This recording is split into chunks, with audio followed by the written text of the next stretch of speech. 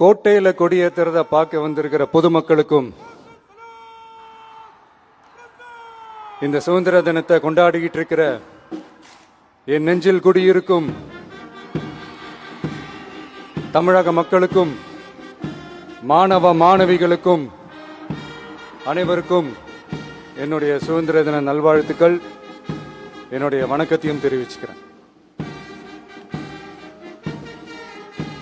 தங்களுடைய உயிரை, உடமைய, வாழ்க்கைய எல்லாம் இழந்துட்டு நமக்காக சுதந்திரம் வாங்கி கொடுத்த நம்ம சுதந்திர போராட்ட தியாகிகள்,